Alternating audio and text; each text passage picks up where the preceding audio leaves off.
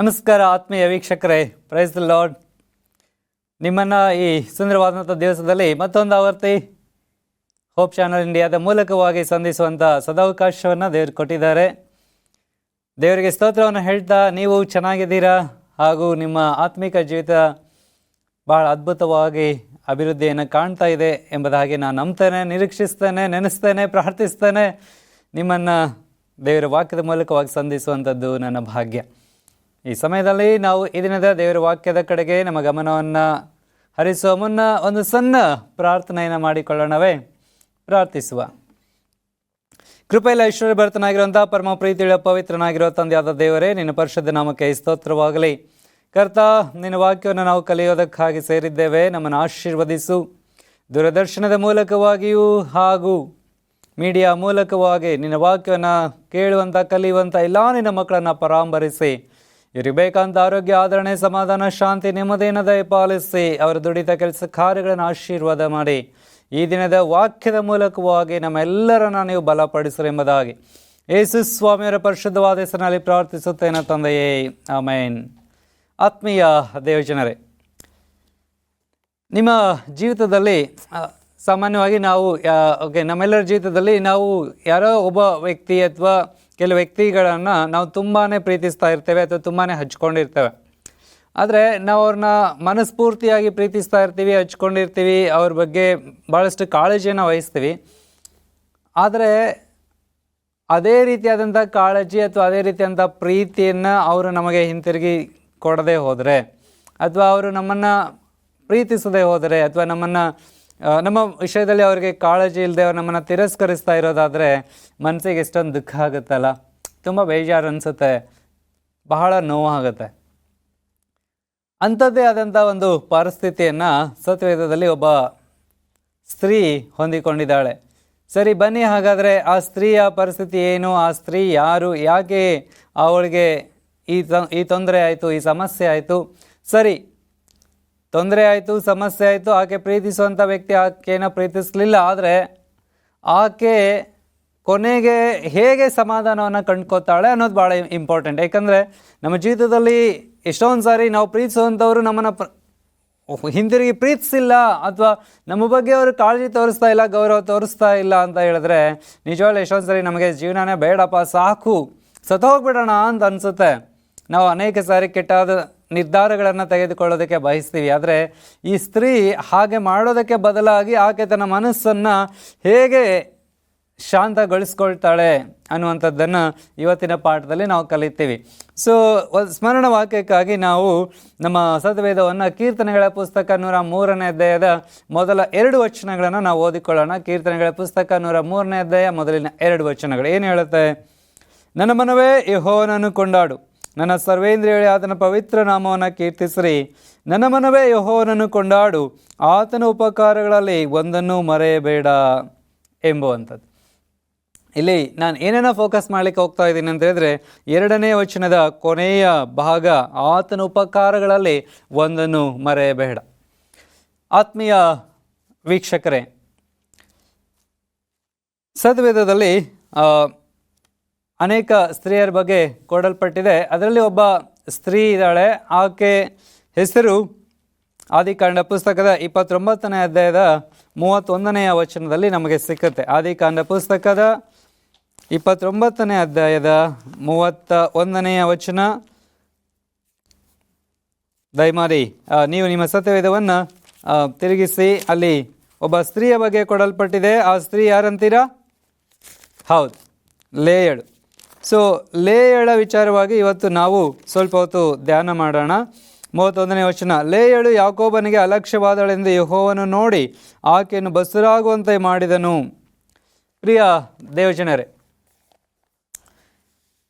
ಲೇಯಳ ವಿಚಾರವಾಗಿ ನಾವು ಯೋಚನೆ ಮಾಡೋದಾದರೆ, ಲೇಯಳು ಹುಟ್ಟಿದಂದಿನಿಂದ ಆಕೆ ಸುಂದರಿ ಏನೋ ಆಗಿದ್ಲು. ಆದರೆ ಆಕೆಯ ಕಣ್ಣು ಅದು ಓರೆಗಣ್ಣಾಗಿದ್ದರಿಂದ, ಅಥವಾ ಆ ಕಣ್ಣು ಸ್ವಲ್ಪ ಮಂಕಾದಂಥ ಕಣ್ಣಾಗಿದ್ದರಿಂದ ಆಕೆ ನೋಡೋದಕ್ಕೆ ಅಷ್ಟು ಚೆನ್ನಾಗಿ ಕಾಣಿಸ್ತಾ ಇರಲಿಲ್ಲ. ಅದಕ್ಕೆ ಈರುಳ್ಳಿಗಣ್ಣು ಅಂತಲೂ ಕರೀತಾರೆ, ಅಥವಾ ವಂಕರಿ ಕಣ್ಣು ಅಂತಲೂ ಉತ್ತರ ಕರ್ನಾಟಕದ ಕಡೆ ಕರೀತಾರೆ. ಸೊ ಈ ರೀತಿಯಾದಂಥ ಸಮಸ್ಯೆ ಆಕೆಗಿತ್ತು. ಅದು ಆಕೆ ತಾನಾಗಿ ಮಾಡ್ಕೊಂಡಿದ್ದಲ್ಲ, ಬೈ ಬರ್ತ್ ಆಕೆಗೆ ಆ ಒಂದು ಡಿಫೆಕ್ಟ್ ಇತ್ತು. ಸೊ ಹೀಗಾಗಿ ಆಕೆ ಸುಂದರವಾಗಿದ್ದರೂ ಸಹಿತ ಕಣ್ಣಿನಿಂದಾಗಿ ಆಕೆ ನೋಡೋದಕ್ಕೆ ಚೆನ್ನಾಗಿ ಕಾಣಿಸ್ತಾ ಇರಲಿಲ್ಲ. ಸೊ ನಮಗೆ ಲೇಯಳ ಸಹೋದರಿ ರಾಹೇಲಳ ಬಗ್ಗೆ ಗೊತ್ತಿದೆ. ರಾಹೇಲಳು ನೋಡೋದಕ್ಕೆ ತುಂಬ ಸುಂದರಿಯಾಗಿದ್ಲು. ಸೊ ಇಲ್ಲಿ ಆ ಮನೆಗೆ ಒಬ್ಬ ಅತಿಥಿ ಬರ್ತಾನೆ. ಆ ಅತಿಥಿ ಬೇರೆ ಯಾರಲ್ಲ, ಯಾಕೋಬನು. ಸೊ ಯಾಕೋಬನು ಆ ಮನೆಗೆ ಬಂದಾಗ ಇಲ್ಲಿ ಲೇಯಳು ಹಿರಿಯವಳು ಹಾಗೂ ರಾಹೇಲಳು ಚಿಕ್ಕವಳು, ಅಕ್ಕ ತಂಗಿ ಇಬ್ರು ಸಿಬ್ಲಿಂಗ್ಸ್. ಸೊ ಹೀಗಿರುವಾಗ ಈ ಯಾಕೋಬನು ಏನು ಮಾಡ್ತಾನೆ, ರಾಹೇಲಳನ್ನು ತುಂಬ ಪ್ರೀತಿ ಮಾಡ್ತಾನೆ. ರಾಹೇಲಳನ್ನು ಮದುವೆ ಮಾಡ್ಕೋಬೇಕು ಅಂತ ತೀರ್ಮಾನ ಮಾಡ್ತಾನೆ. ಅದನ್ನು ಹೋಗಿ ಅವನು ತನ್ನ ಮಾವನ ಹತ್ರ ಹೇಳ್ತಾನೆ. ಅವ್ರ ಮಾವ ಕೂಡ ಅದಕ್ಕೆ ಒಪ್ಕೊಳ್ತಾನೆ. ಆದರೆ ಮುಂದೆ ಪರಿಸ್ಥಿತಿಯನ್ನು ನಾವು ನೋಡುವಾಗ ಈ ಸ್ಟೋರಿ ನಿಮಗೆ ಚೆನ್ನಾಗಿ ಗೊತ್ತಿದೆ ಎಂಬುದಾಗಿ ನಾನು ನೆನೆಸ್ತೇನೆ. ಅಲ್ಲಿ ಏನಾಯಿತು, ರಾಹೇಲಳು ಯಾಕೋಬನನ್ನು ಪ್ರೀತಿಸ್ತಾ ಇದ್ಲು, ಯಾಕೋಬನು ರಾಹೇಲಳನ್ನು ಪ್ರೀತಿಸ್ತಾ ಇದ್ದ. ಆದರೆ ಲೇಯಳನ್ನು ಅವರ ತಂದೆ, ಅಂದರೆ ಲೇಯಳ ತಂದೆ ಯಾಕೋಬನಿಗೆ ಮೋಸವಾಗಿ ಮದುವೆ ಮಾಡಿಕೊಡ್ತಾನೆ. ಯಾಕೋಬನು ಆಕೆಯೊಂದಿಗೆ ಸೇರಿ ಮರುದಿನ ಬೆಳಿಗ್ಗೆ ಆಕೆ ಲೇಯಳು ಎಂಬುದಾಗಿ ಕಂಡು ಬಂದಾಗ ಆತನು ತುಂಬ ಬೇಜಾರು ಮಾಡ್ಕೊಳ್ತಾನೆ. ಅಷ್ಟು ಮಾತ್ರವಲ್ಲ, ಆತನು ಹೋಗಿ ತನ್ನ ಮಾವನ ಹತ್ರ ಕೇಳ್ತಾನೆ, ಏನು ನೀನು ಈ ರೀತಿ ಯಾಕೆ ಮೋಸ ಮಾಡ್ದಿ ನನಗೆ ಅಂತ ಹೇಳಿ ಕೇಳುವಾಗ ಆ ಲೇಯಳ ತಂದೆ ಹೇಳ್ತಾನೆ, ಏನಂತ ಹೇಳ್ತಾನೆ, ನೋಡಪ್ಪ, ಹಿರಿಯವಳನ್ನ ಬಿಟ್ಟು ಚಿಕ್ಕವಳನ್ನ ಹೇಗೆ ಮದುವೆ ಮಾಡ್ಕೊಡೋಕ್ಕಾಗುತ್ತೆ? ಈಗ ಚಿಕ್ಕವಳನ್ನ ಮದುವೆ ಮಾಡಿಕೊಟ್ರೆ ಹಿರಿಯವಳನ್ನ ಯಾರು ಮದುವೆ ಮಾಡ್ಕೊಳ್ತಾರೆ? ಸೊ ಅದಕ್ಕೆ ನೀನಿವಾಗ ಲೇಯಳನ್ನು ಮದುವೆ ಮಾಡ್ಕೊಂಡಿದೀಯಾ, ನೀನು ಅವಳ ಜೊತೆಗೆ ಸಂಸಾರ ಮಾಡು. ಈಗ ರಾಹೇಲಳನ್ನು ನಾನು ನಿನಗೆ ಮದುವೆ ಮಾಡ್ಕೊಡೋಕೆ ರೆಡಿ ಇದ್ದೀನಿ, ಆದರೆ ಅದಕ್ಕೊಂದು ಕಂಡೀಷನ್. ಏನು, ನೀನು ಇನ್ನೂ 7 ವರ್ಷಗಳ ಕಾಲ ರಾಹೇಲಳಿಗೋಸ್ಕರ ಈ ಮನೆಯಲ್ಲಿ ನೀನು ಕೆಲಸ ಮಾಡಬೇಕು. ತುಂಬ ಒಲ್ಲದ ಮನಸ್ಸಿನಿಂದ, ಆದರೆ ರಾಹೇಲಳ ಮೇಲಿದ್ದಂಥ ಅಪಾರ ಪ್ರೀತಿಯಿಂದಾಗಿ ಯಾಕೋಬನು ಈ ಒಂದು ವಿಚಾರಕ್ಕೆ ಅಥವಾ ಈ ಒಂದು ಒಪ್ಪಂದಕ್ಕೆ ಆತನು ಓಕೆ ಅಂತ ಹೇಳ್ತಾನೆ. ಆತನು ಅದಕ್ಕೆ ಒಪ್ಪಿಗೆಯನ್ನು ಸೂಚಿಸ್ತಾನೆ. ಆದರೆ ನಾವು ಇಲ್ಲಿ ವೇದವಾಕ್ಯದಲ್ಲಿ ಓದಿದ ಹಾಗೆ ಈ ಯಾಕೋಬನಿಗೆ ರಾಹೇಲಳ ಮೇಲೆ ಅತಿಯಾದ ಪ್ರೀತಿ ಇತ್ತ ವಿನಃ ಲೇಯಳ ಮೇಲೆ ಆತನಿಗೆ ಪ್ರೀತಿ ಇರಲಿಲ್ಲ. ಆದರೆ ಲೇಯಳು ಮಾತ್ರ ಯಾಕೋಬನನ್ನು ತುಂಬ ಮನಸಾರೆ ಆಕೆ ಪ್ರೀತಿಸ್ತಾ ಇದ್ಲು. ಆತನನ್ನು ತನ್ನ ಗಂಡನು ಎಂಬುದಾಗಿ ಆಕೆ ಗೌರವಿಸ್ತಾ ಇದ್ಲು. ಆತನಿಗೆ ಸಲ್ಲಬೇಕಾದಂಥ ಎಲ್ಲ ಮಾನ ಮರ್ಯಾದೆ, ಗೌರವ, ಪ್ರೀತಿ, ಘನತೆ ಎಲ್ಲವನ್ನು ಆಕೆ ಚಾಚು ತಪ್ಪದೆ ಬಿಟ್ಟು ಬಿಡದೆ ಆಕೆ ಅದನ್ನು ಆತನಿಗೆ ಸಲ್ಲಿಸ್ತಾ ಇದ್ಲು. ಆಕೆ ಪ್ರತಿ ದಿವಸ ಯಾಕೋಬನ ವಿಷಯದಲ್ಲಿ, ನನ್ನ ಗಂಡ ಇವತ್ತಾದರೂ ನನ್ನನ್ನು ಪ್ರೀತಿ ಮಾಡ್ತಾನೆ, ಇಂದಲ್ಲ ನಾಳೆ ನನ್ನನ್ನು ಪ್ರೀತಿ ಮಾಡ್ತಾನೆ, ನಾನು ನನ್ನ ಮನಸ್ಫೂರ್ತಿ ಆತನಿಗೆ ಪ್ರೀತಿ ತೋರಿಸುವಾಗ ಖಂಡಿತವಾಗಿ ಆತ ನನ್ನನ್ನು ಪ್ರೀತಿಸ್ತಾನೆ ಎಂಬುದಾಗಿ ಆಕೆ ಅಂದ್ಕೊಳ್ತಾ ಇದ್ದ.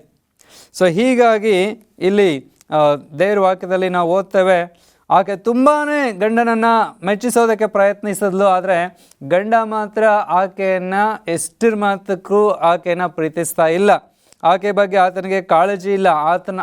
ಆಕೆ ಬಗ್ಗೆ ಆತನಿಗೆ ಯಾವುದೇ ರೀತಿಯಾದಂಥ ಒಂದು ಹೃದಯದಲ್ಲಿ ಒಳ್ಳೆಯ ಆಲೋಚನೆ ಇಲ್ಲ. ಆದರೆ ದೇವ್ರ ನಮಗೆ ಸ್ತೋತ್ರ. ಪ್ರಿಯ ದೇವಭಕ್ತರೇ, ಇಲ್ಲಿ ಅದ್ಭುತವಾದಂಥ ಒಂದು ವಿಚಾರವನ್ನು ನಾವು ಕಾಣ್ತೇವೆ 31ನೇ ವಚನದಲ್ಲಿ. ಆದಿಕಾಂಡ ಪುಸ್ತಕ 29ನೇ ಅಧ್ಯಾಯದ 31ನೇ ವಚನ. ಲೇಯಳು ಯಾಕೋಬನಿಗೆ ಅಲಕ್ಷ್ಯವಾದಳೆಂದು ಯೆಹೋವನು ನೋಡ್ರಿ, ಯಾಕೋಬ ಲೇಯಳನ್ನು ಅಷ್ಟಾಗಿ ಪ್ರೀತಿಸ್ತಾ ಇಲ್ಲ ಅಥವಾ ಆಕೆ ಬಗ್ಗೆ ಆತನ ಗಮನಿಸ್ತಾ ಇಲ್ಲ ಅನ್ನೋದನ್ನು ಯಾರು ನೋಡ್ತಾರೆ? ಯೆಹೋವನು ನೋಡ್ತಾನೆ. ಯೆಹೋವನು ನೋಡಿ ಆಕೆಯನ್ನು ಬಸುರಾಗುವಂತೆ ಮಾಡಿದ್ರು. ಅಂದರೆ ಈ ಯಾಕೋಬನು ತನ್ನ ಹೆಂಡತಿಯಾದಂಥ ಲೇಯಳೊಂದಿಗೆ ದೈಹಿಕ ಸಂಪರ್ಕವನ್ನು ಹೊಂದುವುದರ ಪ್ರಯುಕ್ತವಾಗಿ ದೇವರು ಈಕೆಯ ಗರ್ಭವನ್ನು ತೆರೆದ ಪ್ರಯುಕ್ತವಾಗಿ ಇಲ್ಲಿ ಲೇಯಳು ಏನಾಗ್ತಾಳೆ? ಗರ್ಭವತಿ ಆಗ್ತಾಳೆ. ಆದರೆ ಈ ರಾಹೇಲಳಿಗೂ ಸಹಿತ ತದನಂತರ ರಾಹೇಲಳು ಯಾಕೋಬನನ್ನು ಮದುವೆ ಮಾಡ್ಕೊಳ್ತಾಳೆ. ರಾಹೇಲಳೊಂದಿಗೆ ಆತನು ಜಾಸ್ತಿ ಸಮಯವನ್ನು ಕಳೀತಾ ಇರ್ತಾನೆ. ಯಾರು? ಯಾಕೋಬ. ಲೇಯಳನ್ನು ಅಲಕ್ಷ್ಯ ಮಾಡ್ತಾ ಇರ್ತಾನೆ. ಆದರೆ ಲೇಯಳನ್ನು ದೇವರು ಗರ್ಭವತಿಯಾಗಿ, ಅಂದರೆ ಬಹುಮಾನವನ್ನು ಅಥವಾ ಪುತ್ರ ಸಂತಾನದ ಭಾಗ್ಯವನ್ನು ಆಕೆಗೆ ಕೊಡ್ತಾನೆ. ಆದರೆ ರಾಹೇಲಳಿಗೆ ಆ ಭಾಗ್ಯ ಸಿಗೋದಿಲ್ಲ. ಸೊ ಹೀಗಿರುವಾಗ ಈಕೆ, ಅಂದರೆ ಲೇಯಳು ಗರ್ಭವತಿಯಾಗಿ ಆಕೆ ತನ್ನ ಗಂಡನಿಗೆ ಒಂದು ಗಂಡು ಮಗುವನ್ನು ಹೆರ್ತಾಳೆ. 32ನೇ ವಚನ. ಗರ್ಭಿಣಿಯಾಗಿ ಗಂಡು ಮಗುವನ್ನು ಹೆತ್ತು, ಯೆಹೋವನು ನನ್ನ ವ್ಯಥೆಯನ್ನು ನೋಡಿದ್ದಾನೆ, ಇನ್ನು ಮುಂದೆ ನನ್ನ ಗಂಡನು ನನ್ನನ್ನು ಪ್ರೀತಿಸುವನು ಎಂಬುದಾಗಿ ಹೇಳಿ ಆಕೆ ಆ ಮಗುವಿಗೆ ರೂಬೇನ್ ಎಂಬುದಾಗಿ ಹೆಸರಿಡ್ತಾಳೆ. ನನ್ನ ಗಂಡ ನನ್ನನ್ನು ಪ್ರೀತಿಸ್ತಾನೆ, ಯೆಹೋವ ನನ್ನ ಮನೋವ್ಯಥೆಯನ್ನು ನೋಡಿದ್ದಾನೆ ಅಂತ ಹೇಳಿ ಆಕೆ ಅರ್ಥ ಮಾಡ್ಕೊಳ್ತಾಳೆ. ಅರ್ಥ ಮಾಡಿಕೊಂಡು ಆಕೆ ದೇವ್ರು ನನ್ನ ವ್ಯತೆಯನ್ನು ನೋಡಿದ್ದಾನೆ, ಗಂಡ ನನ್ನನ್ನು ಪ್ರೀತಿಸ್ತಾನೆ. ನೋಡಿ, ದೇವ್ರ ಬಗ್ಗೆ ಆಕೆಗೆ ಕಾಳಜಿ ಇದೆ, ಆದರೆ ಅದಕ್ಕಿಂತ ಮಿಗಿಲಾಗಿ ಗಂಡನ ಮೇಲೆ ಆಕೆಗೆ ತುಂಬ ಆಸಕ್ತಿ ಇದೆ. ಸೊ ಆಕೆ ಹೇಳ್ತಾಳೆ, ಗಂಡ ನನ್ನನ್ನು ಪ್ರೀತಿಸ್ತಾನೆ ಅಂತ ಹೇಳಿ ರೂಬೇನ್ ಅಂತ ಹೆಸರಿಕ್ತಾಳೆ. ಆದರೆ ಗಂಡ ಪ್ರೀತಿಸಲಿಲ್ಲ. 33ನೇ ವಚನವನ್ನು ನಾವು ಓದುವಾಗ, ಆಕೆ ತಿರುಗಿ ಗರ್ಭಿಣಿಯಾಗಿ ಗಂಡು ಮಗುವನ್ನು ಹೆತ್ತು ನಾನು ಗಂಡನ ಅಲಕ್ಷ್ಯಕ್ಕೆ ಗುರಿಯಾದೆನೆಂದು ಯೆಹೋವನು ತಿಳಿದಿದ್ದರಿಂದ ಈ ಮಗುವನ್ನು ದಯಪಾಲಿಸಿದನೆಂದು ಹೇಳಿ ಅದಕ್ಕೆ ಸಿಮಿಯೋನ್ ಎಂದು ಹೆಸರಿಟ್ಲು. 2ನೇ ಮಗುವನ್ನು ಆಕೆ ಹೇಳ್ತಾಳೆ, ಅದಕ್ಕೂ ಸಹ ನಾನು ಗಂಡನ ಅಲಕ್ಷ್ಯಕ್ಕೆ ಗುರಿಯಾಗಿದ್ದೀನಿ ಅನ್ನೋದನ್ನು ಯೆಹೋವನು ಮಾತ್ರ ಸ್ಪಷ್ಟವಾಗಿ ತಿಳ್ಕೊಂಡಿದ್ದಾನೆ ಅನ್ನೋದನ್ನು ಆಕೆ ಮನ್ಗಂಡು ಆ ಮಗುವಿಗೆ ಸಿಮೋನ್ ಅಂತ ಹೆಸರಿಕ್ತಾಳೆ. ಅಂದರೆ ಈಗಲಾದರೂ ನನ್ನ ಗಂಡ ನನ್ನನ್ನು ಲಕ್ಷಿಸ್ತಾನೇನೋ ಅಂತ ಹೇಳಿ ಆಕೆ ಆಲೋಚನೆಯನ್ನು ಮಾಡ್ತಾಳೆ. ಮತ್ತೆ ನಾವು ಓದುವ ಹಾಗೆ 34ನೇ ವಚನದಲ್ಲಿ, ಆಕೆ ತಿರುಗಿ ಗರ್ಭಧರಿಸಿ ಗಂಡು ಮಗುವನ್ನು ಹೆತ್ತು ಈಗಲಾದರೂ ನನ್ನ ಗಂಡನು ನಾನು ಒಂದಾಗುವೆವು, ಅವನಿಗೆ 3 ಮಂದಿ ಗಂಡು ಮಕ್ಕಳನ್ನು ಹೆತ್ತಿದ್ದೇನಲ್ಲ ಅಂತ ಹೇಳಿ ಆ 3ನೆಯ ಮಗುಗೆ ಲೇವಿ ಎಂಬುದಾಗಿ ಹೆಸರಿಡ್ತಾಳೆ. ಸೊ ಇನ್ಮೇಲಾದರೂ ಗಂಡ ನನ್ನನ್ನು ಲಕ್ಷಿಸ್ತಾನೆ, ಇನ್ಮೇಲಾದರೂ ನಾನು ನನ್ನ ಗಂಡ ಒಂದಾಗ್ತೀವಿ. ಆತ ನನ್ನನ್ನು ಈವರೆಗೂ ನನ್ನೊಂದಿಗೆ ಆತನು ಪ್ರೀತಿಯಿಂದ ಒಡನಾಡ್ತಾ ಇಲ್ಲ, ಕೇವಲ ಬರೀ ದೈಹಿಕ ತೃಷೆಯನ್ನು ತೀರಿಸ್ಕೊಳ್ಳೋದಕ್ಕೆ ಮಾತ್ರ ಆತನು ನನ್ನ ಜೊತೆಗಿದ್ದಾನೆ. ಆದರೆ ಆತನಿಗೆ ನನ್ನ ಮೇಲೆ ಯಾವುದೇ ರೀತಿಯಾದಂಥ ಅನುಕಂಪ, ಪ್ರೀತಿ, ಯಾವುದೇ ರೀತಿಯಾದಂಥ ಒಳ್ಳೆಯ ಭಾವನೆ ಆತನಿಗೆ ನನ್ನ ಮೇಲೆ ಇಲ್ಲ. ನಾನು ನನ್ನ ಗಂಡ ಏನಾಗಿದ್ದೇವೆ, ದೂರವಾಗಿದ್ದೇವೆ. ನಾವು ದೈಹಿಕವಾಗಿ ಒಂದಾಗಿರ್ಬೋದು, ಆದರೆ ನಮ್ಮ ಹೃದಯ ತುಂಬ ದೂರವಾಗಿದೆ. ಆತ ನನ್ನನ್ನು ಪ್ರೀತಿಸ್ತಾ ಇಲ್ಲ, ನನ್ನ ಬಗ್ಗೆ ಆತನಿಗೆ ಯಾವುದೇ ರೀತಿಯಾದಂಥ ಕಾಳಜಿ ಇಲ್ಲ ಅಂತ ಹೇಳಿ ಆಕೆ ಏನು ಮಾಡ್ತಾಳೆ, ಭಾಳ ನೊಂದ್ಕೊಂಡಿರ್ತಾಳೆ. ಆದರೆ ಆಕೆ ಮನಸ್ಸಲ್ಲಿ ಒಂದು ನಿರೀಕ್ಷೆ ಇತ್ತು, ಏನು 3 ಗಂಡು ಮಕ್ಕಳನ್ನ ಹೆತ್ತಿದ್ದೀನಲ್ಲ ನನ್ನ ಗಂಡನಿಗೋಸ್ಕರ, ಸೊ ಇನ್ಮೇಲಾದರೂ ನಾನು ಆತರ ಒಂದಾಗ್ತೀವಿ ಅಂತ ಅಂದ್ಕೊಳ್ತಾಳೆ. ಆದರೆ ಒಂದಾದ್ರ ಪ್ರಿಯರೇ, ಮುಂದೆ 35ನೇ ವಚನವನ್ನು ನಾವು ಓದುವಾಗ ಅಲ್ಲಿ ಹೀಗೆ ಹೇಳುತ್ತೆ, ಆಕೆಯು ತಿರುಗಿ ಗರ್ಭಿಣಿಯಾಗಿ ಗಂಡು ಮಗುವನ್ನು ಹೆತ್ತು ಈಗ ಯೆಹೋವನಿಗೆ ಉಪಕಾರ ಸ್ತುತಿ ಮಾಡುವೆನು ಎಂದು ಹೇಳಿ ಅದಕ್ಕೆ ಯೆಹೂದಾ ಎಂದು ಹೆಸರಿಟ್ಟಳು. ಪ್ರಿಯ ದೇವರ ಮಕ್ಕಳೇ, 3 ಗಂಡು ಮಕ್ಕಳನ್ನು ಆಕೆ ಹೆರ್ತಾಳೆ. ಆದರೆ 3 ಗಂಡು ಮಕ್ಕಳನ್ನು ಹೆತ್ತರೂ ಸಹಿತ ಆಕೆಯ ಗಂಡ ಆಕೆಯನ್ನು ಏನು ಮಾಡೋದಿಲ್ಲ, ಲಕ್ಷಿಸೋದಿಲ್ಲ, ಪ್ರೀತಿಸೋದಿಲ್ಲ, ಗೌರವಿಸೋದಿಲ್ಲ. ಆತನಿಗೆ ಆಕೆಯ ಮೇಲೆ ಯಾವುದೇ ರೀತಿಯಾದಂತಹ ಒಳ್ಳೆಯ ಆಲೋಚನೆಗಳಿರೋದಿಲ್ಲ. ಹೀಗಿರೋದ್ರಿಂದ ಆಕೆ 4ನೇ ಮಗುವಿಗೆ ಜನ್ಮವನ್ನು ನೀಡಿದಾಗ ಆಕೆ ತನ್ನ ಆಲೋಚನೆಯನ್ನು ಅಥವಾ ತನ್ನ ಒಂದು ಫೋಕಸನ್ನು ಆಕೆ ಬೇರೆ ಕಡೆಗೆ ತಿರುಗಿಸ್ತಾಳೆ. ಆ ಫೋಕಸ್ ಬೇರೆ ಕಡೆಗೆ ತಿರುಗಿಸಿದಂಥ ಉದ್ದೇಶದಿಂದ ಆಕೆ ತನ್ನ ಜೀವಿತದಲ್ಲಿ ಸಂತೋಷವಾಗಿರ್ತಾಳೆ, ಸಮಾಧಾನವಾಗಿರ್ತಾಳೆ. ಹಾಗಾದರೆ ಆಕೆಗೆ ಯಾವ ಕಡೆಗೆ ತನ್ನ ಫೋಕಸನ್ನು ಅಥವಾ ತನ್ನ ಗಮನವನ್ನು ಹರಿಸಿದ್ಲು ಅಂತ ನಾವು ನೋಡೋದಾದರೆ 35ನೇ ವಚನ ಹೇಳುತ್ತೆ, ಆಕೆ 4ನೇ ಮಗುವನ್ನು ಹೆತ್ತಾಗ ಆ ಮಗುವಿಗೆ ಯೆಹೂದಾ ಅಂತ ಹೆಸರಿಡ್ತಾಳೆ. ಯೆಹೂದಾ ಅಂತ ಹೇಳೋದಾದರೆ ಅಲ್ಲಿ ಸ್ತೋತ್ರ ಎಂದರ್ಥ. ಯೆಹೂದಾ ಅಂತ ಹೇಳುವಾಗ ಸ್ತೋತ್ರ ಅಂತ ಹೇಳುವಾಗ ಉಪಕಾರ ಸ್ತುತಿ, ಉಪಕಾರವನ್ನು, ದೇವರು ನನಗೆ ಉಪಕಾರವನ್ನು ಮಾಡಿದ್ದಾನೆ ಎಂಬುದಾಗಿ ಆಕೆ ತನ್ನ ಗಮನವನ್ನು ದೇವರ ಕಡೆಗೆ ಹರಿಸ್ತಾಳೆ. ನೋಡಿ, 1 ಸಾರಿ, 2 ಸಾರಿ, 3 ಸಾರಿ ಆಕೆ ಏನು ಮಾಡಿದ್ಲು, ತನ್ನ ಗಂಡನನ್ನು ತುಂಬ ಪ್ರೀತಿಸಿ, ತುಂಬ ಆದರಿಸಿ, ತುಂಬ ಸತ್ಕರಿಸಿ, ತುಂಬ ಗೌರವಿಸಿ, ಆತನಿಗೆ ಸಲ್ಲಬೇಕಂತ ಎಲ್ಲವನ್ನ ಸಲ್ಲಿಸಿದ್ರು. ನಾನು ನೆನೆಸ್ತೇನೆ, ಆಕೆ ಪೂರ್ಣ ಹೃದಯ, ಪೂರ್ಣ ಪ್ರಾಣ, ಪೂರ್ಣ ಶಕ್ತಿ, ಪೂರ್ಣ ಬುದ್ಧಿಯಿಂದ ಆಕೆ ತನ್ನ ಗಂಡನನ್ನು ಪ್ರೀತಿಸಿರ್ತಾಳೆ. ತನ್ನ ಗಂಡನಿಗೆ ಮಾಡಬೇಕಾದಂಥ ಎಲ್ಲ ರೀತಿಯಾದಂಥ ತ್ಯಾಗವನ್ನು ಆಕೆ ಮಾಡಿರ್ತಾಳೆ. ಆಕೆ ತನ್ನನ್ನು ಸಂಪೂರ್ಣವಾಗಿ ಗಂಡನ ಮುಂದೆ ಆಕೆ ದಾರಿ ಎರೆದುಕೊಂಡಿರ್ತಾಳೆ. ಗಂಡ ನನ್ನನ್ನು ಪ್ರೀತಿಸ್ತಾನೆ, ನನ್ನನ್ನು ಗೌರವಿಸ್ತಾನೆ, ನನ್ನ ಬಗ್ಗೆ ಕಾಳಜಿ ವಹಿಸ್ತಾನೆ, ಆತನಿಗೆ ನನ್ನ ಮೇಲೆ ಅಕ್ಕರೆ ಇದೆ, ಮಮತೆ ಇದೆ, ನನ್ನನ್ನು ಕರುಣಿಸ್ತಾನೆ, ಮಮತೆಯಿಂದ ನನ್ನನ್ನು ಮಾತಾಡಿಸ್ತಾನೆ ಅಂತ ಇನ್ನೇನೆಲ್ಲ ಆಕೆ ಕನಸು ಕಾಣ್ತಾಳೆ. ಪ್ರಿಯರೇ, ಎಷ್ಟೋ ವರ್ಷಗಳ ಕಾಲ, 1 ವರ್ಷ 2 ವರ್ಷ ಅಲ್ಲ, ಎಷ್ಟೋ ವರ್ಷಗಳ ಕಾಲ ಆಕೆ ತನ್ನ ಗಂಡನನ್ನು ಆಕೆ ಏನು ಮಾಡ್ತಾಳೆ, ಪ್ರೀತಿಸ್ತಾನೆ ಹೋಗ್ತಾಳೆ. ಆತನಿಂದ ಪ್ರೀತಿಯನ್ನು ಆಕೆ ಎದುರು ನೋಡ್ತಾನೆ ಇದ್ದಾಳೆ. ಆದರೆ ಗಂಡ ಮಾತ್ರ ಆಕೆನ ಪ್ರೀತಿಸ್ತಾ ಇಲ್ಲ. ಹೀಗಿರೋದ್ರಿಂದ ಆಕೆ ಏನು ಮಾಡ್ತಾಳೆ, ಈಗ ಸಾಕಾಯ್ತು. ಹಾಗಂತ ಆಕೆ ತನ್ನ ಗಂಡನನ್ನು ಬಿಟ್ಟು ಬಿಡಲಿಲ್ಲ. ಬದಲಾಗಿ ಆಕೆ ತನ್ನ ಆಲೋಚನೆಯನ್ನು ಅಥವಾ ತನ್ನ ಫೋಕಸನ್ನು ಆಕೆ ಏನು ಮಾಡ್ತಾಳೆ, ಗಂಡನ ಮೇಲೆಗೆ ಬದಲಾಗಿ ದೇವರ ಕಡೆಗೆ ತಿರುಗಿಸ್ತಾಳೆ. ದೇವರ ಕಡೆಗೆ ಆಕೆ ತಿರುಗಿಸಿ, ದೇವರು ನನಗೆ ಉಪಕಾರವನ್ನು ಮಾಡಿದ್ದಾನೆ, ಎಂಬುದಾಗಿ ಆಕೆ ದೇವರಿಗೆ ಸ್ತೋತ್ರವನ್ನು ಸಲ್ಲಿಸ್ತಾಳೆ. ಪ್ರಿಯ ದೇವಜನರೇ, ಆಕೆ ಪ್ರಾಬ್ಲಮ್ ಸರಿ ಹೋಯ್ತಾ? ಗಂಡ ಆಕೆಯನ್ನು ಪ್ರೀತಿಸಿದ್ನ, ಗಂಡ ಆಕೆಯನ್ನು ಆಧರಿಸಿದನ, ಗಂಡ ಆಕೆಯನ್ನು ಸಂತೈಸಿದನ, ಗಂಡ ಆಕೆಯನ್ನು ಸತ್ಕರಿಸಿದನ, ಅದು ಯಾವುದು ಇಲ್ಲದೇ ಇದ್ದಾಗ್ಯೂ ಪರವಾಗಿಲ್ಲ. ಗಂಡ ನನ್ನನ್ನು ಪ್ರೀತಿಸದೆ ಹೋದರೆ ಏನಂತೆ? ಯೆಹೋವನು ನನ್ನನ್ನು ಪ್ರೀತಿಸುವನು ಎಂಬುದನ್ನು ಆಕೆ ತನ್ನ ಜೀವಿತದಲ್ಲಿ ಅರ್ಥ ಮಾಡ್ಕೊಳ್ತಾಳೆ. ಆಕೆ ತಾನು ಈ ರೀತಿಯಾದಂಥ ಒಂದು ಕಣ್ಣಿನ ದೋಷದಿಂದ ಹುಟ್ಟಿರೋದಕ್ಕೆ ದೇವರನ್ನು ಆಕೆ ದೂಷಿಸೋದಿಲ್ಲ. ತನ್ನ ತಂದೆ ಮೋಸದಿಂದ ಆಕೆಯನ್ನು ತೆಗೆದುಕೊಂಡು ಹೋಗಿ ಯಾಕೋಬನಿಗೆ ಮದುವೆ ಮಾಡಿದ್ದ ವಿಷಯದಲ್ಲೂ ಸಹ ಆಕೆ ತಂದೆಯನ್ನು ದೂಷಿಸೋದಿಲ್ಲ. ಆದರೆ ಆಕೆ ಓಕೆ, ನನ್ನನ್ನು ಆತನಿಗೆ ಮದುವೆ ಮಾಡಿಕೊಟ್ಟಿದ್ದಾರೆ, ಆತನನ್ನು ನಾನು ಪ್ರೀತಿಸೋದು, ಆತನನ್ನು ಗೌರವಿಸೋದು, ಆತನಿಗೆ ಅಧೀನಳಾಗಿ ನಡೆದುಕೊಳ್ಳೋದು ನನ್ನ ಜವಾಬ್ದಾರಿ ಅಂತ ಹೇಳಿ ಆಕೆ ಏನು ಮಾಡ್ತಾಳೆ? ಎಲ್ಲವನ್ನು ಪಾಸಿಟಿವ್ ಆಗಿ ತೆಗೆದುಕೊಳ್ತಾಳೆ, ಎಲ್ಲವನ್ನು ಸಕಾರಾತ್ಮಕವಾಗಿ ತೆಗೆದುಕೊಂಡು ಆಕೆ ತನ್ನ ಗಂಡನಿಗೋಸ್ಕರ ಏನೇನೆಲ್ಲ ಮಾಡಬೇಕಾಗಿತ್ತು ಎಲ್ಲನೂ ಮಾಡ್ತಾಳೆ ಪ್ರಿಯರೇ. ಆದಾಗ್ಯೂ ಆಕೆಗೆ ತನ್ನ ಗಂಡನಿಂದ ಪ್ರೀತಿ ಸಿಕ್ಕೋದಿಲ್ಲ, ಮಮತೆ ದೊರೆಯೋದಿಲ್ಲ. ಹೀಗಿರೋದ್ರಿಂದ ಆಕೆ ಏನು ಮಾಡ್ತಾಳೆ? ತನ್ನ ಮನಸ್ಸನ್ನು ದೇವ್ರ ಕಡೆಗೆ ತಿರುಗಿಸ್ಕೊಳ್ತಾಳೆ. ಯಾವಾಗ ಆಕೆ ತನ್ನ ಮನಸ್ಸನ್ನು ದೇವರ ಕಡೆಗೆ ತಿರುಗಿಸಿದ್ಲು, ಯಾವಾಗ ಆಕೆ ದೇವರನ್ನು ದೃಷ್ಟಿಸೋದಕ್ಕೆ ಪ್ರಾರಂಭ ಮಾಡಿದ್ಲು, ದೇವರನ್ನು ಆಕೆ ಕೂಗೋದಕ್ಕೆ ಪ್ರಾರಂಭ ಮಾಡಿದ್ಲು, ದೇವರು ಆಕೆಯನ್ನು ಆಶೀರ್ವದಿಸ್ತಾನೆ. ಆಕೆ ಬೇಕಾದ ಸಮಾಧಾನ, ಶಾಂತಿ, ನೆಮ್ಮದಿ, ಸಂತೋಷವನ್ನು ಆಕೆ ಹೊಂದ್ಕೊಳ್ತಾಳೆ. ಆಕೆ ಹೇಳ್ತಾಳೆ, ಯೆಹೋವನಿಗೆ ಉಪಕಾರ ಸ್ತುತಿ ಮಾಡುವೆನು ಎಂಬುದಾಗಿ ಹೇಳ್ತಾಳೆ. ಪ್ರಿಯ ದೇವರ ಮಕ್ಕಳೇ, ನಮ್ಮ ಜೀವಿತದಲ್ಲಿ ನಾವು ಪ್ರೀತಿಸುವವರು ನಮ್ಮನ್ನು ಪ್ರೀತಿಸದೆ ಹೋದಾಗ್ಯೂ ನಮ್ಮನ್ನು ಪ್ರೀತಿಸುವವರು ಒಬ್ಬರಿದ್ದಾರೆ, ನಮ್ಮನ್ನು ಆಧರಿಸುವವರೊಬ್ಬರಿದ್ದಾರೆ, ನಮ್ಮನ್ನು ಸಂತೈಸುವವರೊಬ್ಬರಿದ್ದಾರೆ, ನಮ್ಮನ್ನು ತಮ್ಮ ಪ್ರಾಣಕ್ಕಿಂತಲೂ ಮಿಗಿಲಾಗಿ ನಮ್ಮನ್ನು ಪ್ರೀತಿಸುವಂಥವ್ರು ಒಬ್ಬರಿದ್ದಾರೆ. ಅವರು ನಜರೇತಿನ ಯೇಸು. ಎಷ್ಟರ ಮಟ್ಟಿಗೆ ಸ್ವಾಮಿ ನಮ್ಮನ್ನು ಪ್ರೀತಿಸ್ತಾನೆ ಅಂತ ಹೇಳಿದ್ರೆ, ತನ್ನ ಪ್ರಾಣವನ್ನು ಈಡು ಕೊಡೋದ್ರ ಮಟ್ಟಿಗೆ ಆತ ನಮ್ಮನ್ನು ಪ್ರೀತಿಸ್ತಾನೆ. ದೇವ್ರ ವಾಕ್ಯ ಹೇಳುತ್ತೆ, ನೀವು ನನ್ನನ್ನು ಆರಿಸಿ ತೆಗೆದುಕೊಂಡಿಲ್ಲ, ಆದರೆ ನಾನು ನಿಮ್ಮನ್ನು ಆರಿಸಿ ತೆಗೆದುಕೊಂಡಿದ್ದೇನೆ. ನೀವು ನನ್ನನ್ನು ಎಷ್ಟು ಪ್ರೀತಿಸ್ತೀರೋ ಇಲ್ವೋ, ಆದರೆ ನಾನು ಮಾತ್ರ ನನ್ನ ಪೂರ್ಣ ಹೃದಯದಿಂದ ನಾನು ನಿಮ್ಮನ್ನು ಪ್ರೀತಿಸ್ತೇನೆ. ಎಷ್ಟರ ಮಟ್ಟಿಗೆ ಅಂತ ಹೇಳಿದ್ರೆ, ನನ್ನ ಪ್ರಾಣವನ್ನು ನಿಮಗೆ ಕೊಡೋಷ್ಟು ಮಟ್ಟಿಗೆ ನಾನು ನಿಮ್ಮನ್ನು ಪ್ರೀತಿಸ್ತೇನೆ ಎಂಬುದಾಗಿ ಸ್ವಾಮಿ ಹೇಳ್ತಾ ಇದ್ದಾನೆ. ದೇವ್ರ ವಾಕ್ಯದಲ್ಲಿ ಹೇಳುತ್ತೆ, ಪ್ರಾಣವನ್ನೇ ಸ್ನೇಹಿತರಿಗೋಸ್ಕರ ಕೊಡುವ ಪ್ರೀತಿಗಿಂತ ಹೆಚ್ಚಿನ ಪ್ರೀತಿ ಯಾವುದೂ ಇಲ್ಲ ಎಂಬುದಾಗಿ.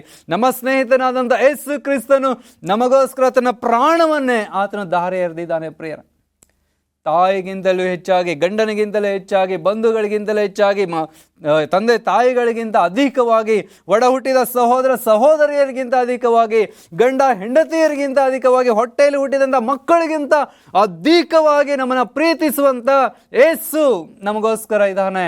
ಆತ ನಮ್ಮ ವಿಷಯದಲ್ಲಿ ಯಾವಾಗಲೂ ಕಾಳಜಿನ ಹೊಂದಿದ್ದಾನೆ. ಆಕೆ ಗಂಡನಿಗೆ ಅಲಕ್ಷ್ಯ ಆಗಿರಬಹುದು, ಆದರೆ ದೇವರ ದೃಷ್ಟಿಯಲ್ಲಿ ಆಕೆ ಮರೆಯಾಗಿಲ್ಲ. ಮೈ ಡಿಯರ್ ಚರ್ಚ್, ಈ ದಿನ ದೇವರ ವಾಕ್ಯವನ್ನು ಕೇಳುವಂಥ ಸಹೋದರ ಸಹೋದರಿಯೇ, ಯವನಸ್ಥ ಸಹೋದರನೇ ಸಹೋದರಿಯೇ, ನೀನು ಪ್ರೀತಿಸುವಂಥ ಹುಡುಗಿ ಅಥವಾ ನೀನು ಪ್ರೀತಿಸುವಂಥ ಹುಡುಗನಿಗೆ ಕೈ ಕೊಟ್ಟು ಮೋಸ ಮಾಡಿರಬಹುದು, ಆದರೆ ಬೇಸರಗಳು ಬೇಡ. ದೇವರ ಕಡೆಗೆ ತಿರುಗಿಕೋ, ದೇವರನ್ನ ಕರೆ, ದೇವರ ಕಡೆಗೆ ನಿನ್ನ ಮುಖವನ್ನೆತ್ತು. ಆತ ನಿನ್ನನ್ನು ಪ್ರೀತಿಸ್ತಾ ಇದ್ದಾನೆ.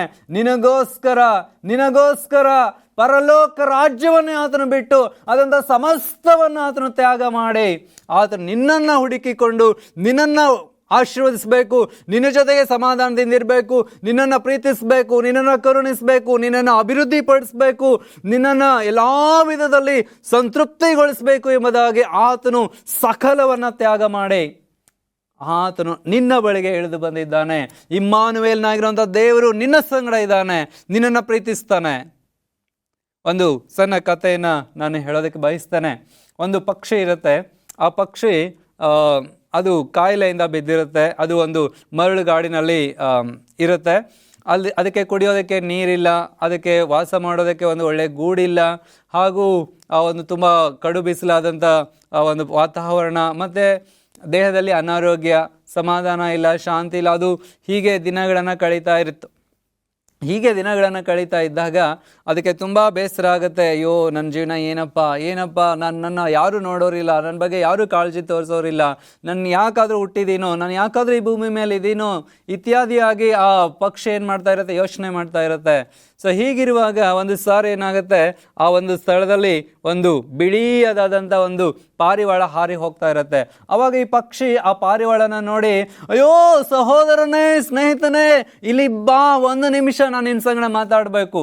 ಆವಾಗ ಪಾರಿವಾಳ ಬಂದು ಕೇಳುತ್ತೆ, ಸಹೋದರನೇ ಏನಾಯಿತು, ಯಾಕೆ ಈ ರೀತಿಯಾಗಿದೆಯಾ, ಯಾಕೆ ಸಂಕಟ ಪಡ್ತಾ ಇದೆಯಾ, ಏನು ನಿನ್ನ ಸಮಸ್ಯೆ ಅಂತ ಕೇಳುವಾಗ ಆ ಪಕ್ಷಿ ಹೇಳುತ್ತೆ, ನನಗೆ ಏನು ಅಂತ ಗೊತ್ತಿಲ್ಲ, ದೇಹವೆಲ್ಲ ಕಾಯಿಲೆ, ರೆಕ್ಕೆ ಪುಕ್ಕಗಳೆಲ್ಲ ಉದುರಿ ಹೋಗ್ತಾ ಇದೆ, ನನ್ನ ಆರೋಗ್ಯ ಕ್ಷೀಣವಾಗ್ತಾ ಇದೆ, ಕುಡಿಯೋದಕ್ಕೆ ನೀರಿಲ್ಲ, ಇಲ್ಲೆಲ್ಲ ವಾತಾವರಣ ತುಂಬ ಬಿರು ಬಿಸಿಲು, ನನಗೇನು ಮಾಡಬೇಕು ಅಂತ ಗೊತ್ತಿಲ್ಲ, ಎಲ್ಲಿ ಹೋಗ್ಬೇಕಂತ ಗೊತ್ತಿಲ್ಲ, ನನ್ನವ್ರು ಯಾರು ಅಂತ ನನಗೆ ಗೊತ್ತಿಲ್ಲ, ಏನು ಮಾಡೋದು ಅಂತ ನನಗೆ ಗೊತ್ತಿಲ್ಲ. ಸರಿ, ನೀನು ಎಲ್ಲಿಗೆ ಹೋಗ್ತಾ ಇದೆಯಾ? ನಾನು ಪರಲೋಕಕ್ಕೆ ಹೋಗ್ತಾ ಇದ್ದೀನಿ. ಸರಿ, ಹಾಗಾದರೆ ಪರಲೋಕಕ್ಕೆ ಹೋದಾಗ ದೇವ್ರ ಹತ್ರ ಕೇಳ್ಕೊಂಡು ಬಾ, ನನಗೆ ಈ ಪರಿಸ್ಥಿತಿ ಯಾಕಿದೆ, ಎಲ್ಲಿವರೆಗೂ ನನಗೆ ಈ ಪರಿಸ್ಥಿತಿ ಇರುತ್ತೆ ಅಂತ. ಸರಿ ಆಯಿತು, ನಾನು ಕೇಳ್ಕೊಂಡು ಬಂದು ಹೇಳ್ತೀನಿ ಅಂತೇಳಿ ಆ ಪಾರಿವಾಳ ಪರಲೋಕಕ್ಕೆ ಹೋಗುತ್ತೆ. ಅಲ್ಲಿ ಹೋದಾಗ ಅಲ್ಲಿ ಒಬ್ಬ ದೇವದೂತನನ್ನು ಆ ಪಾರಿವಾಳ ಕೇಳುತ್ತೆ, ನಾನು ಬರುವಾಗ ಒಂದು ಪಕ್ಷಿಯನ್ನು ನೋಡಿದೆ, ಅದು ತುಂಬ ಕಷ್ಟಪಡ್ತಾ ಇತ್ತು, ಯಾಕೆ ಅದಕ್ಕೆ ಈ ಪರಿಸ್ಥಿತಿ, ಅದು ಇನ್ನೂ ಎಷ್ಟು ಕಾಲ ಹೀಗಿರಬೇಕು ಅಂತ ಹೇಳುವಾಗ ಆ ದೇವದೂತನ ಹೇಳ್ತಾನೆ, ಅದು ಇನ್ನೂ 10 ವರ್ಷಗಳ ಕಾಲ ಅದು ಹೀಗೆ ಇರಬೇಕು ಅಂತೇಳಿ. ಆವಾಗ ಆ ಪಾರಿವಾಳಕ್ಕೂ ತುಂಬ ಬೇಜಾರಾಗುತ್ತೆ, ಅಯ್ಯೋ ಪಾಪ ಪಕ್ಷಿ 10 ವರ್ಷ ಹೀಗೆ ಇರಬೇಕಾ ಅಂತೇಳಿ. ಆವಾಗ ಆ ದೇವದೂತ ಕೇಳ್ತಾನೆ, ಅದಕ್ಕೆ ಏನಾದರೂ ಆ ದೇವದೂತನ ಹತ್ರ ಪಾರಿವಾಳ ಕೇಳುತ್ತೆ, ಏನಾದರೂ ಸೊಲ್ಯೂಷನ್ ಇಲ್ವಾ ಇದಕ್ಕೆ ಅಂತ. ಆವಾಗ ಆ ದೇವದೂತ ಒಂದು ಮಾತು ಹೇಳ್ತಾನೆ, ಆ ಪಕ್ಷಿಗೆ ಹೋಗಿ ಹೇಳು, ನೀನು ಅದಕ್ಕೆ ಏನೇ ಪರಿಸ್ಥಿತಿ ಬರಲಿ ಅದು ಥ್ಯಾಂಕ್ ಗಾಡ್, ದೇವರೇ ಸ್ತೋತ್ರ ಅಂತ ಹೇಳೋಕ್ಕೆ ಹೇಳು ಅಂತ ಹೇಳ್ತಾನೆ. ಸರಿ ಆಯಿತು ಅಂತ ಹೇಳಿ ಆ ಪಾರಿವಾಳ ಏನು ಮಾಡುತ್ತೆ, ವಾಪಸ್ ರಿಟರ್ನ್ ಬರುವಾಗ ಆ ಬರ್ಡ್ನ ಅಂದರೆ ಆ ಪಕ್ಷಿಯನ್ನು ನೋಡಿ ಹೇಳುತ್ತೆ, ನೋಡಪ್ಪ, ನಿನಗೆ ಇದೇ ಪರಿಸ್ಥಿತಿ ಇನ್ನೂ ತುಂಬ ದಿವಸಗಳು ಇರುತ್ತೆ ಎಂಬುದಾಗಿ ದೇವರು ನಿಷ್ಕರ್ಷೆ ಮಾಡಿದ್ದಾರೆ. ಸೊ ಹೀಗಾಗಿ ನೀನು ಮಾಡಬೇಕಾಗಿರುತ್ತೆ ಒಂದೇ ಒಂದು ಕೆಲಸ, ನಿನಗೆ ಏನೇ ಪರಿಸ್ಥಿತಿ ಬರಲಿ ನೀನು ದೇವರಿಗೆ ಸ್ತೋತ್ರ ಅಂತ ಹೇಳ್ಬಿಟ್ಟು ಹೋಗುತ್ತೆ. ಆವಾಗ ಈ ಪಕ್ಷಿ ಏನು ಮಾಡುತ್ತೆ, ಅದಕ್ಕೆ ಫೆದರ್ಸ್ ಎಲ್ಲ ಅಂದರೆ ಪುಕ್ಕಗಳೆಲ್ಲ ಒಂದೊಂದಾಗಿ ಕಳ್ಸ್ಕೊಳ್ಳೋದಕ್ಕೆ ಪ್ರಾರಂಭ ಮಾಡುತ್ತೆ. ಅದಾಗಿ ಅದು ದೇವರೇ ಸ್ತೋತ್ರ ಅಂತ ಹೇಳುತ್ತೆ.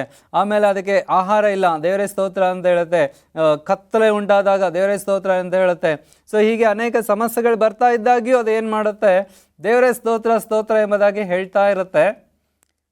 ಸೊ ಹೇಳ್ತಾ ಇರುವಾಗ ಏನಾಗುತ್ತೆ, ಇದ್ದಕ್ಕಿದ್ದಂಗೆ ಅಲ್ಲಿ ಮೋಡಗಳು ಕವಿಯುತ್ತೆ. ಮೋಡಗಳು ಕವಿದು ಅಲ್ಲಿ ಮಳೆ ಸುರಿಯೋದಕ್ಕೆ ಪ್ರಾರಂಭವಾಗುತ್ತೆ. ಅದಕ್ಕೆ ಕುಡಿಯೋದಕ್ಕೆ ನೀರು ಸಿಕ್ಕತ್ತೆ. ಆಮೇಲೆ ಅಲ್ಲಿ ಹುಲ್ಲು ಬೆಳೆಯುತ್ತೆ. ಆಮೇಲೆ ಅಲ್ಲಿ ಅನೇಕ ಸಣ್ಣ ಪುಟ್ಟ ಇನ್ಸೆಕ್ಟ್ಸ್ಗಳು ಅಲ್ಲಿ ಬರುತ್ತೆ. ಆ ಕೀಟಾಣುಗಳನ್ನು ಅದು ತಿನ್ನೋದಕ್ಕೆ ಪ್ರಾರಂಭ ಮಾಡಿ ಅದು ದೇಹದಲ್ಲಿ ಬಲವನ್ನು ಪಡೆದುಕೊಳ್ಳುತ್ತೆ. ತುಂಬ ದಿವಸ ಬಿಸಿಲಿನ ಧಗೆಯಿಂದ ಕಂಗಾಲಾಗಿ ಹೋದಂಥ ಪಕ್ಷಿಗೆ ಅಲ್ಲಿ ನೀರು ಸಿಗುತ್ತೆ, ಮಳೆ ಬರುತ್ತೆ, ಮಂಜು ಬರುತ್ತೆ. ಅದರಿಂದ ಅದು ದೇಹದಲ್ಲಿ ಚೇತರಿಕೆಯನ್ನು ಪಡೆದುಕೊಳ್ಳುತ್ತೆ. ಸೊ ಹೀಗೆ ದಿನಗಳು ಕಳೆದಂತೆಲ್ಲ ಆ ಪಕ್ಷಿ ತುಂಬ ಚೇತರಿಕೆಯನ್ನು ಹೊಂದುತ್ತೆ. ಅದಾದಮೇಲೆ ಸ್ವಲ್ಪ ದಿನಗಳಲ್ಲಿ ಅದು ಬಹಳಷ್ಟು ಬದಲಾವಣೆಯನ್ನು ಮತ್ತು ಸಂತೋಷವನ್ನು, ಆನಂದವನ್ನು ಅದು ಪಡೆದುಕೊಳ್ಳುತ್ತೆ. ಆವಾಗ ಈ ಪಾರಿವಾಳ ಬಂದು ಕೇಳುತ್ತೆ, ನಿನ್ನ ಈ ಒಂದು ಸಂತೋಷಕ್ಕೆ, ಈ ಆನಂದಕ್ಕೆ ಏನು ಕಾರಣ ಅಂತ ಹೇಳುವಾಗ ಅದು ಹೇಳುತ್ತೆ, ಅದು ಪ್ರತಿನಿತ್ಯ ದೇವರು ಅಂದರೆ ಅದ್ರ ಪರಿಸ್ಥಿತಿ ಎಷ್ಟೇ ಕಠಿಣವಾಗಿದ್ರು ಕೆಟ್ಟದಾಗಿದ್ರು ಅದು ದೇವರಿಗೆ ಸ್ತೋತ್ರ ಅಂತ ಹೇಳುತ್ತೆ. ಅದು ದೇವರಿಗೆ ಸ್ತೋತ್ರ ಅಂತ ಹೇಳುವಾಗ ದೇವರು ಅದರ ಪರಿಸ್ಥಿತಿಯನ್ನು ಬದಲಾಯಿಸ್ತಾನೆ. ಮೈ ಡಿಯರ್ ಚರ್ಚ್, ಈ ಸಣ್ಣ ಕಥೆಯಿಂದ ನಾವೇನನ್ನು ಅರ್ಥ ಮಾಡ್ಕೋಬಹುದು ಅಂತ ಹೇಳಿದ್ರೆ, ನಮ್ಮ ಮನಸ್ಥಿತಿ ಬದಲಾದರೆ ನಮ್ಮ ಪರಿಸ್ಥಿತಿ ಬದಲಾಗುತ್ತೆ. ನಮ್ಮ ಮನಸ್ಥಿತಿ ಬದಲಾದರೆ ನಮ್ಮ ಪರಿಸ್ಥಿತಿ ಬದಲಾಗುತ್ತೆ. ನಾವು ಎಲ್ಲಿವರೆಗೂ ಬರೀ ಸಮಸ್ಯೆಗಳನ್ನು ತೊಂದರೆಗಳನ್ನೇ ನಾವು ಫೋಕಸ್ ಮಾಡ್ತಾ ಇರ್ತೀವೋ ಅಲ್ಲಿವರೆಗೂ ನಾವು ಬದಲಾವಣೆ ಆಗೋದಕ್ಕೆ ಸಾಧ್ಯ ಇಲ್ಲ. ಹೀಗಾಗಿ ಲೇಳು ಎಲ್ಲಿವರೆಗೂ ತನ್ನ ಗಂಡನನ್ನೇ ದೃಷ್ಟಿಸ್ತಾ ಇದ್ಲು, ಅವಳ ಜೀವಿತದಲ್ಲಿ ನೋವೇ ತುಂಬಿಕೊಂಡಿತ್ತು. ಯಾವಾಗ ಆಕೆ ತನ್ನ ಗಂಡನನ್ನು ದೃಷ್ಟಿಸೋದಕ್ಕೆ ಬದಲಾಗಿ ಅಥವಾ ತನ್ನನ್ನು ಪ್ರೀತಿ ತೋರಿಸುವಂಥ ಅಥವಾ ತಾನು ತುಂಬ ಪ್ರೀತಿಸುವಂಥ ವ್ಯಕ್ತಿಯನ್ನು ಫೋಕಸ್ ಮಾಡೋದಕ್ಕೆ ಬದಲಾಗಿ ದೇವ್ರ ಕಡೆ ಫೋಕಸ್ ಮಾಡ್ತಾಳೋ ಆವಾಗ ಅವಳ ಪರಿಸ್ಥಿತಿ ಬದಲಾಗುತ್ತೆ. ಅವಳ ಮನಸ್ಥಿತಿ ಬದಲಾದಾಗ ಅವಳ ಪರಿಸ್ಥಿತಿ ಬದಲಾಗಿ ಅವಳ ಸಂತೋಷವನ್ನು ಕಾಣ್ತಾಳೆ. ಇವತ್ತು ನಿಮ್ಮ ಪರಿಸ್ಥಿತಿ ಬದಲಾಗಬೇಕು ಅಂತ ಹೇಳಿದ್ರೆ ನಿಮ್ಮ ಮನಸ್ಥಿತಿಯನ್ನು ನೀವು ಬದಲಾಯಿಸಿಕೊಳ್ಳ್ರಿ. ದೇವರು ಮಾಡಿದ ಪ್ರತಿಯೊಂದು ಉಪಕಾರಕ್ಕೆ ಆತನಿಗೆ ಸ್ತೋತ್ರವನ್ನು ಹೇಳ್ರಿ. ಅದು ಒಳ್ಳೇದಾಗಿರಲಿ, ನಿನ್ನ ಜೀವಿತದಲ್ಲಿ ಕೆಟ್ಟದ್ದಾಗಿರಲಿ, ದೇವರೇ ನಿನಗೆ ಸ್ತೋತ್ರ. ಇವತ್ತು ಊಟ ಇಲ್ವಾ, ದೇವರೇ ಸ್ತೋತ್ರ. ಊಟ ಇದೆಯಾ, ದೇವರಿಗೆ ಸ್ತೋತ್ರ. ದೇವರೇ ನೀನು ಏನು ಕೊಟ್ಟರು ಸ್ತೋತ್ರ, ಏನು ಕೊಡದೇ ಇದ್ರು ಸ್ತೋತ್ರ ಅಂತ ನೀವು ದೇವರಿಗೆ ಉಪಕಾರ ಸ್ತುತಿ ಮಾಡ್ರಿ. ಖಂಡಿತವಾಗಿ ದೇವರು ನಿಮ್ಮ ಮನಸ್ಥಿತಿ ಹಾಗೂ ನಿಮ್ಮ ಪರಿಸ್ಥಿತಿ ಎಲ್ಲವನ್ನ ಆತನು ಬದಲಾಯಿಸ್ತಾನೆ. ಇವತ್ತು ನೀವು ನನ್ನ ಸಂಗಡ ಪ್ರಾರ್ಥಿಸರಿ. ಪ್ರಾರ್ಥನೆ ಮಾಡೋಣ. ಪ್ರಿಯ ಪರಲೋಕದ ತಂದೆಯೇ, ನಿನ್ನ ವಾಕ್ಯವನ್ನು ಕೇಳಿದ್ದೇವೆ. ಲೇಯಳು ನಿನ್ನ ಕಡೆಗೆ ಮನಸ್ಸಿಟ್ಟು ಆಕೆ ಬೇಡುವಾಗ ನೀನು ಆಕೆ ಪರಿಸ್ಥಿತಿಯನ್ನು ಬದಲಾಯಿಸಿದ್ದಿ. ಇವತ್ತು ಈ ಸಂದೇಶವನ್ನು ಕೇಳುವಂಥ ಈ ನಿನ್ನ ಮಕ್ಕಳು ಅವರ ಜೀವಿತದಲ್ಲಿ ಯಾವುದೇ ಪರಿಸ್ಥಿತಿಯನ್ನು ಅವ್ರು ಎದುರಿಸ್ತಾ ಇರಲಿ, ಕಷ್ಟ ಸಂಕಟವನ್ನು ಎದುರಿಸ್ತಾ ಇರಲಿ, ದೇವರ ಮನಸ್ಥಿತಿಯನ್ನು ನೀನು ಬದಲಾಯಿಸಿ ಅವ್ರು ನಿನ್ನ ಕಡೆಗೆ ದೃಷ್ಟಿ ಹಾಯಿಸುವಂತೆ ಮಾಡು. ಹಾಗೂ ನಿನ್ನ ಕಡೆಗೆ ದೃಷ್ಟಿ ಹಾಯಿಸುವಾಗ, ನಿನಗೆ ಉಪಕಾರ ಸ್ತುತಿ ಮಾಡುವಾಗ ಅವರ ಪರಿಸ್ಥಿತಿಯನ್ನು ನೀನು ಬದಲಾಯಿಸೋದಕ್ಕೆ ಶಕ್ತನಾಗಿದ್ದಿ. ಹಾಗೆ ಮಾಡೋದಕ್ಕಾಗಿ ನಿನಗೆ ಸ್ತೋತ್ರ. ನಮ್ಮ ಪ್ರಾರ್ಥನೆಯನ್ನು ಕೇಳಿ ಈ ಎಲ್ಲ ನಿನ್ನ ಮಕ್ಕಳನ್ನು ಆಶೀರ್ವದಿಸಿದ್ದಕ್ಕಾಗಿ ನಿಮಗೆ ಸ್ತೋತ್ರ. ಯೇಸು ಕ್ರಿಸ್ತನ ಹೆಸರಲ್ಲಿ ಪ್ರಾರ್ಥಿಸ್ತೇನೆ ತಂದೆಯೇ, ಆಮೆನ್. Price the lord. ದೇವರು ನಿಮ್ಮನ್ನು ಆಶೀರ್ವದಿಸಲಿ.